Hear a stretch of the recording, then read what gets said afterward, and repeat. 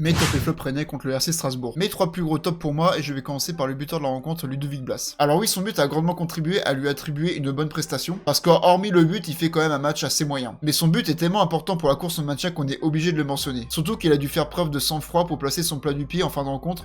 Ludovic est souvent pas loin quand Rennes score. Avant de continuer, n'hésite pas à me suivre pour ne pas louper mon contenu. Deuxième top, là non plus, c'est pas une surprise, Brice Samba. C'est toujours pas bon au niveau de son jeu au pied, mais il a été impeccable sur ses duels, surtout contre Emmanuel et Mega, où il aura empêché l'attaquant strasbourgeois de scorer une nouvelle fois. Troisième top, Diawy Cissé. C'est une agréable surprise pour ses débuts en tant que titulaire. Profitant d'une blessure d'Azor Matuziwa de dernière minute, le milieu formé au club a clairement marqué des points dans son rôle à la récupération, malgré un jeu de passe encore améliorable, mais il faut préciser qu'il joue ses premières minutes cette saison avec les pros, donc ce n'était pas une position évidente pour lui. Au niveau du joueur qui m'a le plus déçu par contre, je vais dire Lorenz Assignon. Malgré toujours une bonne volonté, on sent que d'un point de vue technique, il doit encore s'améliorer. Il s'en mêle les pinceaux en 5 minutes de balle, freinant les transitions du coup, il a remporté très peu de duels, 20 pertes de balles au total dans son match, toutes ses tentatives de dribble ont échoué, match à oublier pour lui. Et pour toi, qui sont tes tops et flops rennais? Dis-le moi dans les commentaires, Kenavo.